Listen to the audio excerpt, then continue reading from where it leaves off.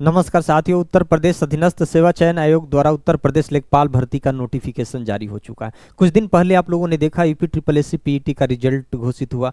जिन अभ्यर्थियों का उसमें सम्मानजनक स्कोर है उनको लेखपाल का जो मेंस देने का सौभाग्य और अवसर प्राप्त हो सकता है। साथियों, कितने गुण अभ्यर्थी लिए जाएंगे, कितना नंबर होगा तो आपका मेंस देने का अवसर प्राप्त होगा, और आज के इस वीडियो में कि आयु क्या होना चाहिए, योग्यता क्या होना चाहिए, सैलरी और सिलेबस, एग्जाम पैटर्न और सिलेक्शन का प्रोसेस क्या होगा, आज इसी बिंदु पर हम डिस्कस करेंगे। लेकिन सबसे बड़ी जो इसमें बदलाव किया गया है ना सिलेबस को लेकर, तो उन सिलेबस का हम पूरी तरीके से जिक्र करेंगे और कितना गुण अभ्यर्थियों को लेने की बात की गई है आज इसके भी बारे में चर्चा करेंगे। साथियों, पहले तो ध्यान दीजिए कि आयु क्या होगा।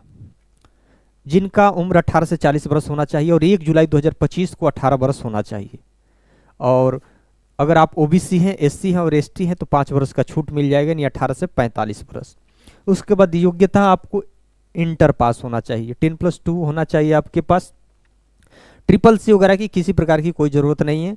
और सैलरी आपको पता ही है 30 से 35 हज़ार के आसपास मिलेगी। और सिलेबस जो है आपका, सिलेबस में जो बदलाव किया गया है, हम एक एक बिंदु एक एक टॉपिक के बारे में आज हम डिस्कस आपके साथ करेंगे। एग्जाम पैटर्न कितने घंटे का होगा, कहाँ कहाँ से प्रश्न पूछे जाएंगे, सारी बिंदु पर डिस्कस करेंगे। सिलेक्शन प्रोसेस आपको पता ही है, जो मेंस आप बेहतर ढंग से कर पाएंगे, अच्छा नंबर लाएंगे, अच्छा स्कोर लाएंगे, मेरिट लिस्ट में आएंगे तो डॉक्यूमेंट्स वेरिफिकेशन होगा तो सिलेक्शन प्रोसेस कंप्लीट हो जाएगा। ठीक, उसके बाद आपको ज्वाइनिंग मिल जाएगी। और जो भर्ती निकल कर रहे हैं साथियों, लगभग 8,000 यानी 7994, कितना 7994 पदों पर भर्ती निकली है। लगभग समझ लीजिएगा कि 8,000 पदों पर भर्ती निकली है। कितने गुने अभ्यर्थी लिए जाएंगे और पेट का स्कोर क्या होगा, पेट का सेफ स्कोर क्या होगा, बॉर्डर पर कौन अभ्यर्थी आज भी कायम है कि उनका मतलब मेंस मिल भी सकता है देने को, नहीं भी मिल सकता है, किनका हो सकता है, ये हम इसी बिंदु पर भी डिस्कस आपके साथ करेंगे। साथियों, अगर पहली बार इस चैनल पर विजिट कर रहे होंगे तो जरूर इस चैनल को सब्सक्राइब कर दीजिएगा।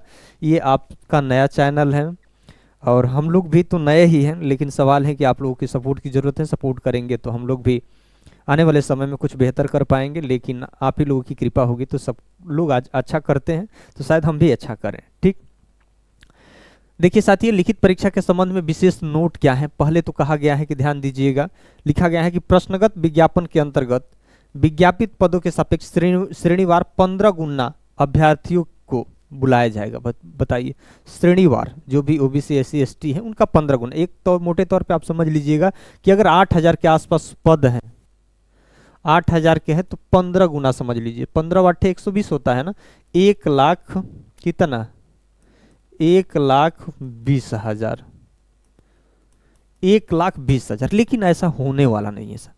ऐसा अगर होगा तो समझ लीजिएगा कि वही इसमें एलिजिबल होंगे जो 80 नंबर के आसपास लाए होंगे, तो वही इसके लिए एलिजिबल हो पाएंगे। ऐसा होने वाला नहीं है। देखिए, हमें पूरी तरीके से उम्मीद है कि इनको लेना होगा। इनके आयोग पे पूरी तरीके से दबाव है कि 8,000 का कम से कम 8,000 का इनको 45 गुना लें, तभी ये काम बनने वाला है साथियों। ताकि ये 57 58 यानी 60+ मान के चलिए, 60+ वाले अभ्यर्थियों को इसमें मौका मिलना चाहिए पूरी तरीके से। 2.5 से 3 लाख अभ्यर्थियों को मेंस कम से कम देना चाहिए। आयोग को इस अपने नोट्स में, इस नोटिस में कम से कम संशोधन करना चाहिए 45 गुना के आसपास। जो 60 जिनका पीईटी स्कोर है, नॉर्मलाइज्ड स्कोर है साथियों, तो कम से कम वो तो बॉर्डर पर दिख रहे हैं, उनको मेंस देने का अवसर मिल भी सकता है, नहीं भी मिल सकता है। लेकिन अगर अधिक से अधिक लेते हैं, अधिक से अधिक गुना लेते हैं तो 55+ के लोगों को भी अवसर मिल सकता है। लेकिन 60 वाले भी अभी बॉर्डर पे हैं। अब आयोग के ऊपर है कितना गुना ले रहा है, लेकिन 45 के आसपास लेना चाहिए उनको पूरी तरीके से साथियों। ठीक, अब यहाँ दूसरी बात देखिए, पहले तो ये सिलेबस जैसे आप लोगों ने पीईटी का एग्जाम दिए थे ना कि 5-5 क्वेश्चन पूछे जाएंगे, उसी तरह के लगभग आधारित है। कुछ थोड़ी बहुत चेंजिंग है इसमें। भारत का इतिहास एवं भारतीय राष्ट्रीय आंदोलन से 5 क्वेश्चन पूछे जाएंगे 5 नंबर का। और यहाँ ध्यान दीजिएगा 100 टोटल प्रश्न होंगे, बहुविकल्पीय प्रश्न होंगे। और अब यहाँ देखिएगा 1/4 क्या होगा, 1/4 क्या होगा, माइनस मार्किंग होगा। माइनस मार्किंग होगा यानी निर्धारित अंक का 25% होगा। ठीक है, माइनस मार्किंग होगा। 2 घंटा का समय होगा आपके पास। भारत का इतिहास और भारतीय राष्ट्रीय आंदोलन से प्रश्न पूछे जाएंगे 5 प्रश्न, 5 अंक के होंगे। उसके बाद पॉलिटी यानी राज्य व्यवस्था में भारतीय संविधान से प्रश्न पूछे जाएंगे 5 क्वेश्चन, 5 नंबर का साथियों। और भारत एवं विश्व के भूगोल से 5 क्वेश्चन पूछे जाएंगे, 5 नंबर का पूछे जाएंगे। और उसके बाद इकोनॉमिक्स, भारतीय अर्थव्यवस्था एवं सामाजिक विकास से 5 क्वेश्चन पूछे जाएंगे 5 नंबर का। ग्राम समाज एवं विकास से 5 क्वेश्चन 5 नंबर के पूछे जाएंगे। पहले ये साथियों ग्राम विकास से बहुत सारे प्रश्न पूछे जाते थे, यानी 25 प्रश्न पूछे जाते थे, बच्चे उलझ जाते थे, लेकिन इसको कम कर दिया कि हम 5 क्वेश्चन पूछे जाएंगे 5 नंबर का अब पूछे जाएंगे। ठीक, दूसरी बात यहां देखिए, दूसरी राष्ट्रीय एवं अंतर्राष्ट्रीय महत्व के समसामयिक घटना, यानी अब ध्यान दीजिए कि जो भी आपका करंट अफेयर्स होगा राष्ट्रीय लेवल अंतर्राष्ट्रीय लेवल 5 क्वेश्चन पूछे जाएंगे 5 नंबर का। साइंस से प्रश्न पूछे जाएंगे, इसमें विज्ञान और प्रौद्योगिकी है 5 क्वेश्चन 5 नंबर के।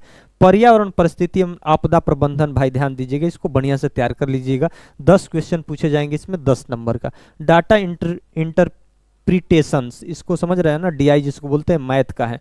पहले मैथ की संख्या अधिक हुआ करती थी, अब ये 10 क्वेश्चन पूछे जाएंगे आपका 10 नंबर का। सामान्य हिंदी, हिंदी से भी पहले प्रश्न पूछा जाता था अधिक, अब ये 10 क्वेश्चन पूछे जाएंगे 10 नंबर का। अब इसमें कोई टॉपिक आपको मिस नहीं करना है, नहीं तो सीधे उसका नंबर आपको नहीं मिलने वाला है।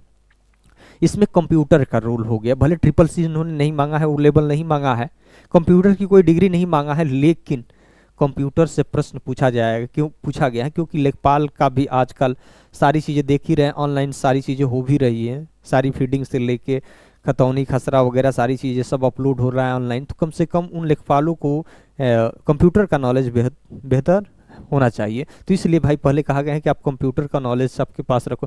कंप्यूटर एवं सूचना प्रौद्योगिकी अवधारणाओं इसके क्षेत्र में समसामयिक एवं विकास का नवाचार ज्ञान 15 क्वेश्चन पूछे जाएंगे, देखिए 15 नंबर का। और उत्तर प्रदेश स्पेशल से अधिक प्रश्न कितने 20 क्वेश्चन पूछे जाएंगे 20 नंबर का। 100 क्वेश्चन टोटल होगा आपका, 2 घंटे का पेपर होगा, 100 क्वेश्चन 100 नंबर का और 2 घंटे यानी 120 मिनट का। ठीक, अब यहाँ साथियों ये देख लीजिए कि यहाँ जो हमने तो टॉपिक बताया ना, उसके बाद आप देखिए कि कहाँ कहाँ से प्रश्न पूछे जाएंगे, किन किन टॉपिक से। जैसे हमने कहा कि भारत के इतिहास में भारत का राष्ट्रीय आंदोलन से प्रश्न पूछे जाएंगे, तो कौन कौन से टॉपिक आपको टच करना है भाई? भारतीय इतिहास के सामाजिक, सांस्कृतिक, आर्थिक, राजनैतिक पक्षों की जानकारी पहले तो ध्यान दीजिएगा। अगर आपको बढ़िया अवसर मिल रहा है, समय अभी तो अच्छा खासा मिलने वाला है, तो आप एनसीईआरटी एक बार पढ़ जाइए, 6 से 12 तक हिस्ट्री का, भूगोल का पढ़ जाइए, इकोनॉमिक्स का पढ़ जाइए, साइंस का पढ़ जाइए, करंट अफेयर्स रोज पढ़ जाइए, किसी को वीडियो देखिए या मैगजीन वगैरह ले लीजिए, रोज पर डे पढ़िए। ठीक, और इसमें और भारतीय राष्ट्र आंदोलन, स्वतंत्रता आंदोलन पढ़ना है, राष्ट्रीयता का अभ्युदय, स्वतंत्रता प्राप्ति के संबंध में सार परख जानकारी होना चाहिए। ये हिस्ट्री में ये टॉपिक को आपको टच करना है। भारतीय राज्य व्यवस्था एवं भारतीय संविधान में क्या पढ़ना है? भारतीय संवैधानिक विकास पढ़ना है कि कैसे संविधान का निर्माण हुआ, कैसे कौन कौन से अधिनियम आए, गवर्नर जनरल कौन कौन थे। ठीक, हर जो भी एक्ट उसमें पारित हुआ है, जो भी अधिनियम बने हैं, उसमें कौन कौन से ऐसे बिल विधेयक पारित हुए हैं। जैसे चार्टर्ड अधिनियम आपने देखा 1813, 33, 53, ये सारी चीज़ें देखे ना आप लोगों ने। तो इसी तरह से ये सारी चीज़ें हैं, इसमें आपको ये पढ़ जाना है। ये एक बार सिलेबस आप लोग देख सकते हैं, ये भी सिलेबस देख लीजिए, स्क्रीनशॉट लेना है तो ले लीजिए, हमें बताना। उसके बाद ये सामान्य हिंदी का है और ये कंप्यूटर का है आपका, आप ये भी स्क्रीनशॉट ले सकते हैं। और ये आपका उत्तर प्रदेश स्पेशल का है। साथियों यही है, आपको इसको पूरी तरीके